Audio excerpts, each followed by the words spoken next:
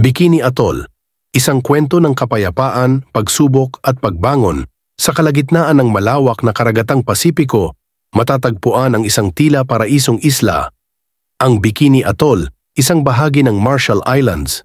Sa unang tingin, ito ay tila isang pangkaraniwang tropikal na isla.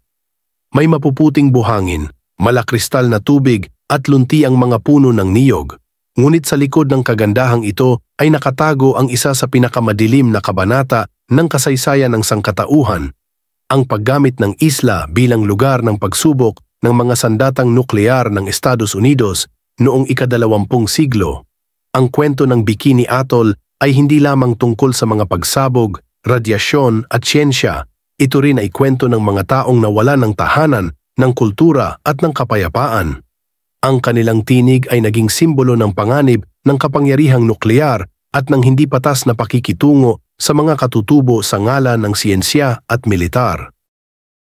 Ang mga unang nanirahan sa Bikini Atoll ay mga Marshallese, isang mapayapang grupong may simpleng pamumuhay, malapit sa kalikasan, at may sariling kultura at relihiyon. Ayon sa mga tala, bago pa man dumating ang mga kanluranin, ang mga taga-Bikini ay namumuhay sa panghuhuli ng isda, pag-aalaga ng niyog, at paggalang sa kanilang lupain. Noong 1946, matapos ang ikalawang digmaang pandaigdig, napagdesisyonan ng pamahalaang Amerikano na gamitin ang Bikini Atoll bilang testing site para sa kanilang mga nuclear weapons. Ang layunin, pag-aralan ang epekto ng mga sandatang ito sa mga barko, estruktura at sa kapaligiran.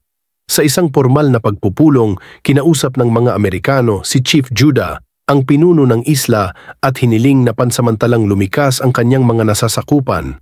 Ayon sa kanila, ito raw ay para sa kabutihan ng sangkatauhan.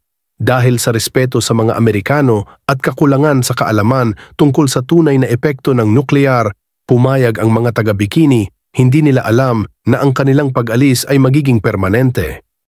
Mula 1946 hanggang 1958, 23 nuclear tests ang isinagawa sa Bikini Atoll. Isa sa mga pinakakilalang pagsabog ay ang Castle Bravo test noong Marso 1, 1954, ang pinakamalakas na nuclear explosion na isinagawa ng Estados Unidos. Ang pagsabog ay mas malakas pa sa inaasahan at nagdulot ng matinding radioactive fallout hindi lamang sa Bikini, kundi pati na rin sa kalapit na mga isla gaya ng Rongelap at Utirik. Ang resulta, nagkasakit ang mga tao, nagkaroon ng mga sugat sa balat, pagduduwal, pagkalagas ng buhok, at iba pang sintomas ng radiation sickness. Maging ang mga Amerikano mismo ay nagulat sa lakas ng pagsabog at epekto nito. Isang Japanese fishing boat, ang Lucky Dragon 5, ay nalantad din sa fallout na nagdulot ng pandaigdigang tensyon at takot.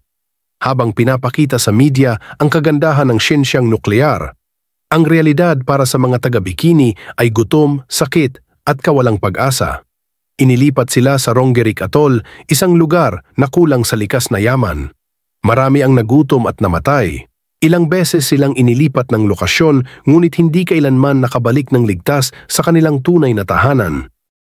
Makalipas ang ilang dekada, nagsagawa ang mga siyentipiko ng pagsusuri sa Bikini Atoll. Bagamat bumaba na ang antas ng radiation sa hangin at tubig, nananatiling kontaminado ang lupa. Hindi ligtas ang pagtatanim ng pagkain dahil ang mga halaman ay sumisipsip ng radioactive isotopes tulad ng cesium-137. Ang dating mayamang lupa ay tila naging isang lason sa ilalim ng magagandang tanawin. Ang mga taga-Bikini na pansamantalang naging refugees sa sarili nilang bansa ay kinailangang mamuhay sa ibang lugar, ilan sa kanila sa Kili Island na kulang sa resources o sa mainland USA. Doon naharap sila sa panibagong pakikibaka, kawalan ng trabaho, diskriminasyon at pagkawala ng kanilang kultura at identidad. Sa kabila ng lahat, sinikap ng mga taga-Bikini na igiit ang kanilang karapatan. Noong dekada 80, nagsampa sila ng kaso laban sa pamahalaang Amerikano. Sa kalaunan, sila ay nabigyan ng kabayaran, compensation, at medical assistance, ngunit para sa marami, hindi sapat ang salapi upang palitan ang nawalang buhay, kultura at kapayapaan.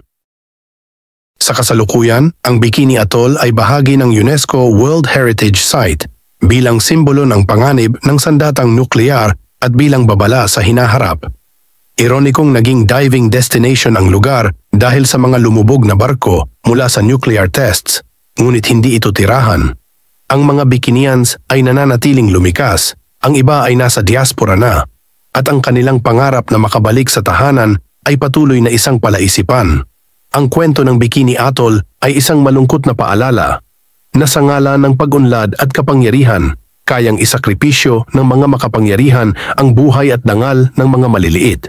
Ngunit ito rin ay kwento ng katatagan ng espiritu ng tao na sa kabila ng trahedya ay patuloy na lumalaban, nagsasalita at naghahanap ng katarungan. Ang kwento ng Bikini Atoll ay hindi lang tungkol sa pagsabog ng bomba. Ito ay kwento ng mga taong nawalan, lumaban at patuloy na umaasa. Sa likod ng katahimikan ng dagat, naroon pa rin ang mga alaala at aral ng kasaysayan. Salamat sa panonood at sana ay nadagdagan ang inyong kaalaman at malasakit. Huwag kalimutang i-like, i-share at i-follow ang page na ito para sa mas marami pang kwentong tunay, totoo at makabuluhan. Hanggang sa susunod na kwento, hanggang sa muli paalam mi.